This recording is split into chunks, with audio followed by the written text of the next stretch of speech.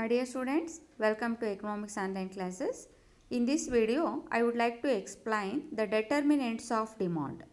Are factors influencing demand or factors governing demand? So, the law of demand states that demand changes when price changes. Whenever price increases, quantity demand reduces. Whenever price reduces, quantity demand increases. So, quantity demand changes due to changes in price is known as expansion and contraction of demand. But sometimes prices remain same. Quantity demand changes due to changes in other factors. So, what are the other factors? So, what are the determinants of demand? So, let us discuss important determinants of demand. First one is price. So, price is one of the dominant factors which influence the quantity demand of any commodity. Whenever there is a changes in price which will lead to changes in quantity demand. So, when price increases, quantity demand reduces. When price reduces, quantity demand increases. So, people purchase more at a lower price, less at a higher price.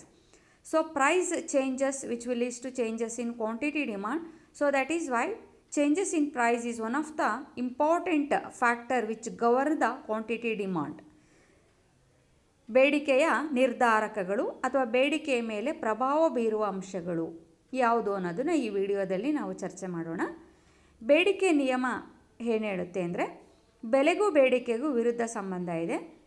ಬೆಲೆ ಬದಲಾದಾಗಲೆಲ್ಲ ಬೇಡಿಕೆ ಬದಲಾಗುತ್ತೆ. ಅದನ್ನು ನಾವು ಹಿಗ್ಗುವಿಕೆ ಮತ್ತು ಕುಗ್ಗುವಿಕೆ ಅಂತ ಕರಿತೀವಿ. ಕೆಲವು ಸಾರಿ ಬೆಲೆಗಳು ಸ್ಥಿರವಾಗಿದ್ದಾಗಲೂ ಬೇರೆ ಕಾರಣಗಳಿಂದ ಬೇಡಿಕೆಯಲ್ಲಿ ಬದಲಾವಣೆಗಳಾದರೆ ಅದನ್ನು ಏರಿಕೆ ಮತ್ತು ಇಳಿಕೆ ಅಂತ ಕರಿತೀವಿ. ಹಾಗಾದರೆ ಬೇಡಿಕೆಯನ್ನು ನಿರ್ಧರಿಸುವಂಥ ಅಂಶಗಳು ಯಾವ್ಯಾವುದು ಅಂದರೆ ಯಾವ್ಯಾವ ಅಂಶಗಳಿಂದ ಬೇಡಿಕೆ ಪ್ರಭಾವಕ್ಕೆ ಒಳಗಾಗುತ್ತೆ, ಅದು ಬದಲಾವಣೆ ಆಗುತ್ತೆ ಅನ್ನೋದನ್ನು ನಾವು ಒಂದೊಂದಾಗಿ ನೋಡ್ತಾ ಬರೋಣ. ಮೊದಲನೇದು ಬೆಲೆ. ಬೇಡಿಕೆಯನ್ನು ನಿರ್ಧಾರ ಮಾಡೋದರಲ್ಲಿ ಬೆಲೆಯ ಪಾತ್ರ ಅತ್ಯಂತ ಪ್ರಮುಖವಾಗಿರೋಂಥದ್ದು. ಬೆಲೆ ಬೇಡಿಕೆ ಮೇಲೆ ಅತ್ಯಂತ ಪ್ರಧಾನವಾಗಿರೋಂಥ ಬದಲಾವಣೆಯನ್ನು ಉಂಟು ಮಾಡುತ್ತೆ. ಬೆಲೆ ಹೆಚ್ಚಾದಾಗಲೆಲ್ಲ ಸಾಮಾನ್ಯವಾಗಿ ಜನ ಕಡಿಮೆ ಕೊಳ್ತಾರೆ, ಬೆಲೆ ಕಡಿಮೆ ಆದಾಗ ಹೆಚ್ಚಿನ ಪ್ರಮಾಣದಲ್ಲಿ ಕೊಳ್ತಾರೆ.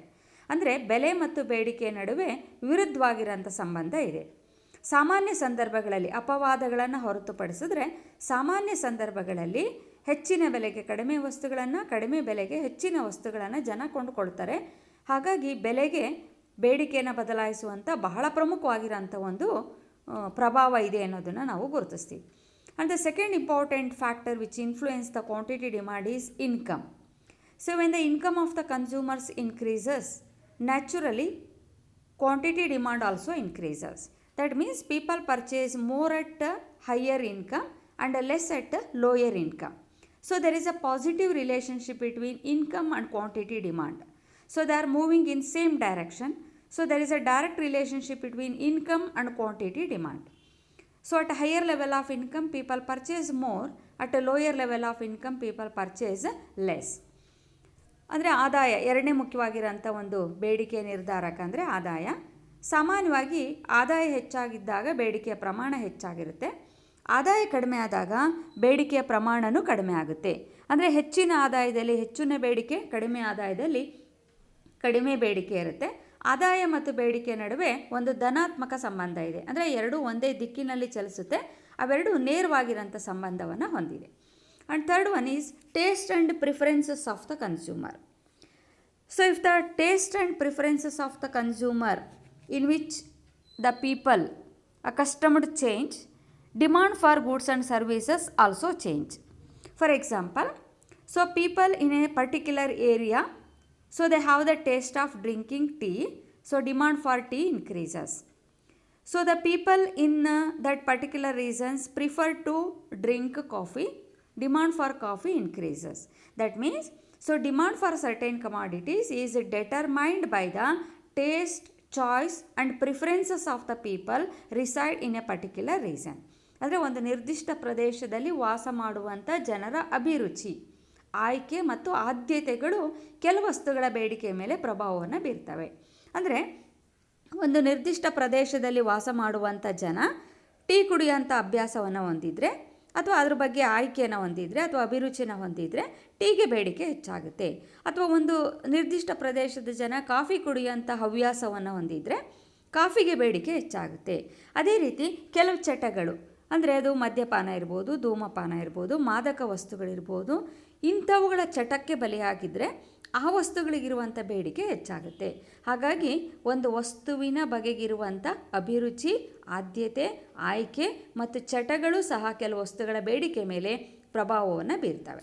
And fourth one is prices of related goods. So there are certain commodities which are related to each other. So the relationship may be substitutes or complementary. ಅಂದರೆ ಕೆಲವು ವಸ್ತುಗಳ ಮಧ್ಯೆ ಸಂಬಂಧ ಇರುತ್ತೆ. ಅದು ಎರಡು ರೀತಿ ಸಂಬಂಧ ಇರುತ್ತೆ. ಒಂದು ಬದಲಿ ಸಂಬಂಧ ಅಂತ ಹೇಳ್ತೀವಿ, ಇನ್ನೊಂದನ್ನು ಪೂರಕ ಸಂಬಂಧ ಅಂತ ಹೇಳ್ತೀವಿ. ಅಂದರೆ ಕೆಲವು ವಸ್ತುಗಳನ್ನು ಒಂದಕ್ಕೆ ಬದಲಾಗಿ ಇನ್ನೊಂದನ್ನು ಬಳಕೆ ಮಾಡಿದ್ರೆ ಅದನ್ನು ನಾವು ಬದಲಿ ವಸ್ತುಗಳು ಅಂತ ಕರಿತೀವಿ. So two commodities are used substitutable. That means coffee and tea are the two substitutes. So people use coffee instead of tea. Coffee, either coffee or tea. So they are used substitutes as a substitute. And sometimes two commodities are complementary. That means they are used together in order to satisfy a single want. ಅಂದರೆ ಕೆಲವು ವಸ್ತುಗಳನ್ನು ಬದಲಿ ವಸ್ತುಗಳು ಅಂತ ಕರಿತೀವಿ. ಅಂದರೆ ಈಗ ಉದಾಹರಣೆಗೆ ಕಾಫಿ, ಟೀ, ಎರಡರಲ್ಲಿ ಒಂದನ್ನು ನಾವು ಆಯ್ಕೆ ಮಾಡ್ಕೊಳ್ತೀವಿ, ಕಾಫಿ ಅಥವಾ ಟೀ. ಕಾಫಿಗೆ ಬದಲಾಗಿ ಟೀ, ಟೀಗೆ ಬದಲಾಗಿ ಕಾಫಿ, ಇವೆರಡನ್ನು ಬದಲಿ ವಸ್ತುಗಳು ಅಂತ ಕರಿತೀವಿ. ಕೆಲವು ವಸ್ತುಗಳನ್ನು ಪೂರಕ ವಸ್ತುಗಳು ಅಂತ ಕರೀತಾರೆ. ಅಂದರೆ ಆ ಎರಡನ್ನು ನಾವು ಒಟ್ಟಿಗೆ ಬಳಕೆ ಮಾಡ್ಕೋಬೇಕಾಗುತ್ತೆ, ಒಂದನ್ನು ಬಿಟ್ಟು ಇನ್ನೊಂದು ಇರೋದಕ್ಕೆ ಸಾಧ್ಯ ಇಲ್ಲ. ಉದಾಹರಣೆಗೆ car and petrol. So these are used simultaneously. So these two commodities R known as complementary goods. So in this related goods, either substitute or complementary, the quantity demand of one commodity, it depends upon the prices of another commodity. ಅಂದರೆ ಎರಡು ವಸ್ತುಗಳ ಮಧ್ಯೆ ಈ ಎರಡರಲ್ಲಿ ಯಾವುದಾದ್ರು ಒಂದು ಸಂಬಂಧ ಇದ್ದಾಗ ಒಂದು ವಸ್ತುವಿನ ಬೆಲೆ ಬದಲಾದರೆ ಅದಕ್ಕೆ ಸಂಬಂಧಪಟ್ಟಂಥ ಇನ್ನೊಂದು ವಸ್ತುವಿನ ಬೇಡಿಕೆಯಲ್ಲಿ ಬದಲಾವಣೆ ಉಂಟಾಗುತ್ತೆ. ಈಗ ಉದಾಹರಣೆಗೆ ಎರಡು ವಸ್ತುಗಳು ಬದಲಿ ವಸ್ತುಗಳು ಅಂತ ತಿಳ್ಕೊಳ್ಳೋಣ. ಕಾಫಿ ಮತ್ತು ಟೀ ಎರಡು ಬದಲಿ ವಸ್ತುಗಳು. ಇಲ್ಲಿ ಕಾಫಿ ಬೆಲೆ ಹೆಚ್ಚಾದರೆ ಟೀಯ ಬೇಡಿಕೆ ಮೇಲೆ ಪರಿಣಾಮ ಆಗುತ್ತೆ. ನೋಡಿ, ಬೆಲೆ ಬದಲಾಗಿದ್ದು ಕಾಫಿದು, ಆದರೆ ಬೇಡಿಕೆ ಬದಲಾಗಿದ್ದು ಟೀ. ಯಾಕೆಂದರೆ ಕಾಫಿ ಬೆಲೆ ಹೆಚ್ಚಾದಾಗ ಜನ ಕಾಫಿಗೆ ಬದಲಾಗಿ ಟೀ ಕುಡಿಯೋದಕ್ಕೆ ಶುರು ಮಾಡ್ತಾರೆ, ಹಾಗಾಗಿ ಟೀನ ಬೇಡಿಕೆ ಹೆಚ್ಚಾಗುತ್ತೆ. So the prices of coffee increases, as a result quantity demand of tea increases because people substitute tea for coffee. So as a result the prices of one commodity changes, which will lead to changes in the quantity demand of another commodity. So in the case of complementary goods, the prices of one commodity increases, the quantity of another commodity reduces. For example, if the price of petroleum increases, the demand for car reduces because they are used simultaneously. So that is why when two commodities are related, either substitutes or complementary, the changes in the price of one commodity which will lead to changes in the quantity demand of its related commodity. And fifth one is expectations. ನಿರೀಕ್ಷೆಗಳು ಅಂತ ಕರಿತೀವಿ. ಅಂದರೆ ಕೆಲವು ಸರಿ ಭವಿಷ್ಯದ ಬಗೆಗೆ ಅನುಭೋಗಿಗಳಲ್ಲಿ ಒಂದು ನಿರೀಕ್ಷೆ ಇರುತ್ತೆ. ಅಂದರೆ ಬೆಲೆಗಳು ಹೆಚ್ಚಾಗುತ್ತೆ ಅನ್ನೋ ನಿರೀಕ್ಷೆ ಇರ್ಬೋದು, ಅಥವಾ ಮುಂದೆ ಭವಿಷ್ಯದಲ್ಲಿ ಬೆಲೆ